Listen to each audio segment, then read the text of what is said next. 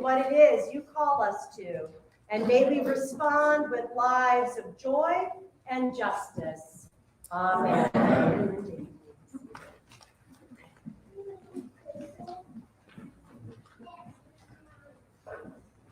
Please be seated for a reading from the Gospel of Matthew.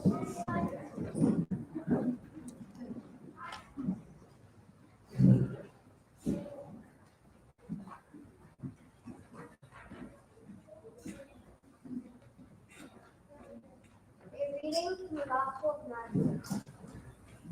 When Jesus and his disciples had come near Jerusalem and had reached Bethlehem at Mount Olives, Jesus sent two disciples, saying to them, "Go into the village ahead of you, and immediately you will find a donkey tied, and a colt with her. Untie them and bring them to me. If anyone says anything to you, just say this: the Lord needs them, and he will send them immediately." This took place to fulfill what had been spoken to the prophet, saying, "Tell the daughter of Zion, look, your king is coming to you, humble and mounted on a donkey, and on a colt, the foal of the donkey." The disciples went and did as Jesus had directed them. They brought the donkey and the colt, and put their cloaks on them, and he sat on them. A very large crowd spread their cloaks on the road, and others cut branches from the trees and spread them onto the road. The crowds that went ahead of him and that followed were shouting, "Hosanna to the Son of David! Blessed is the one who comes in the name of the Lord! Hosanna in the highest heaven!" When he entered Jerusalem, the whole city was in turmoil, asking, "Who is this?" The crowd was saying, "This is the prophet of Jesus from Nazareth in Galilee." The word of the Lord. Thanks be to God. I would invite the children of the congregation to come forward and join me sitting on the floor. We're going to do a little experiment together. I need some help. An experiment. Would you also come home? All right. So, have a seat.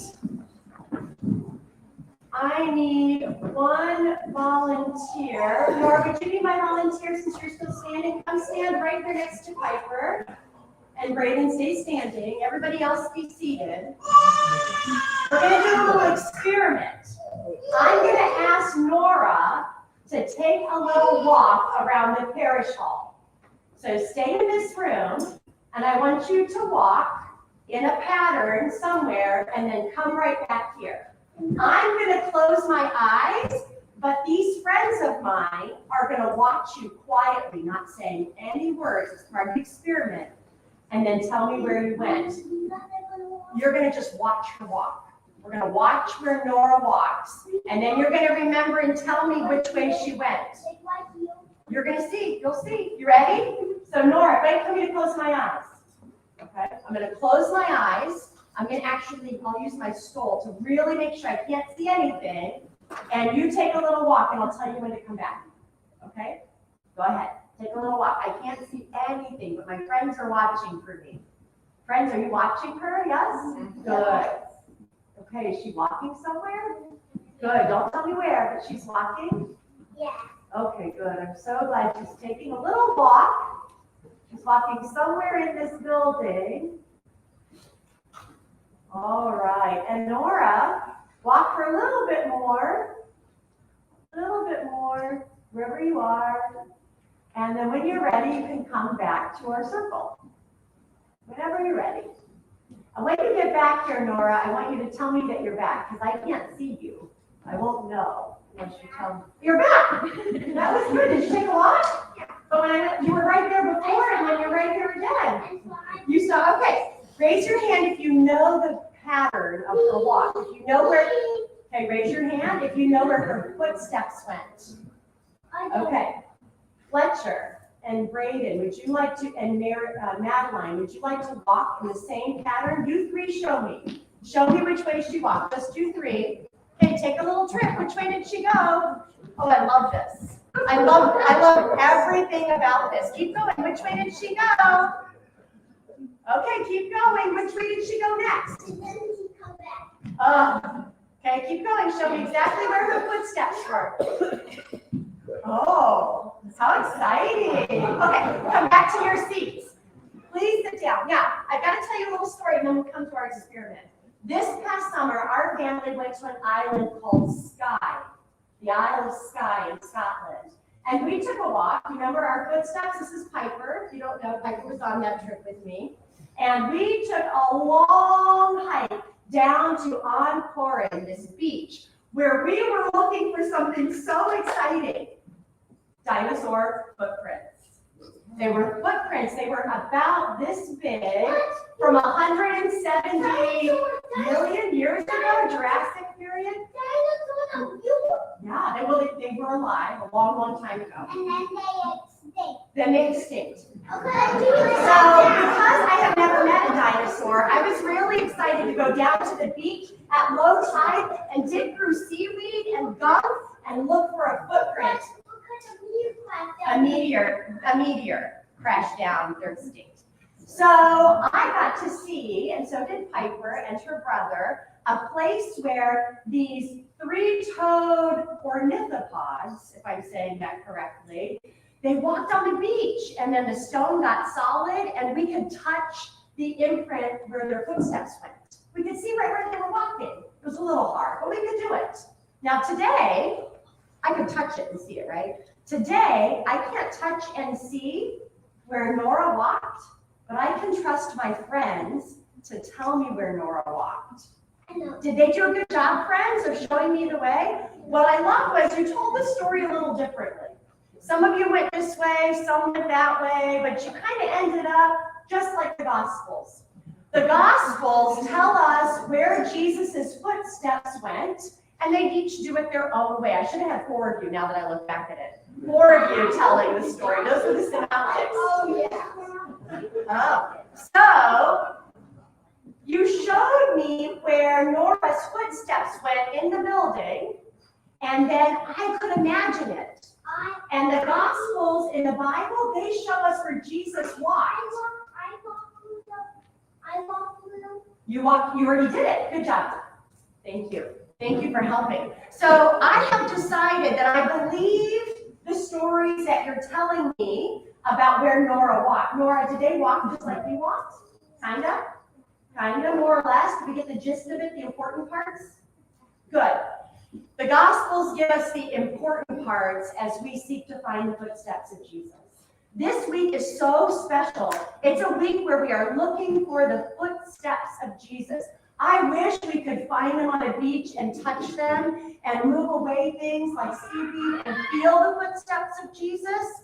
However, what we have are the stories of friends of Jesus who told us where he walked. This week, he's going to spend 5 days in church, what they call the temple. He's going to come together with other people and teach and teach and teach. And then he's going to see that some stuff he doesn't really like, and he's going to respond to that by overturning some tables and saying, we need to do better in the house of God. And that's going to upset some people, and they're going to want to hurt him. It's a very scary story at one point, because sometimes people hurt each other. And then he's going to teach us by next week, Easter morning, that no matter how much people try to hurt each other, that the healing love of God wins. So we're going to come back together next Sunday morning. I hope it's sunny and bright like it is today, right in your eyes almost. And in the morning light next week, we're going to go looking for Jesus' footsteps with these women who couldn't find Jesus. They're like, where is he? Where's his body in the tomb? And they're going to look in a garden, and they're going to figure out that the footsteps of Jesus left the tomb. Yep.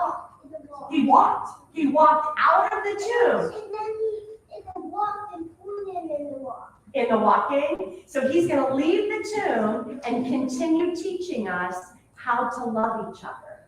That's the whole job of the friends of Jesus that are following in his footsteps.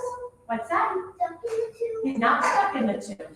Nobody gets stuck in the tomb because Jesus took his footsteps and led us out. Is that good news? Did you have a question, Cooper, or something to add?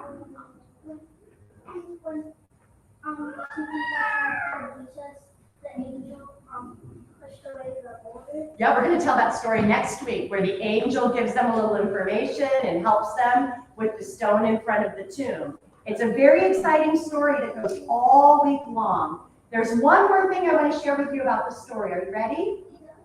All week long, Jesus is teaching people how to love.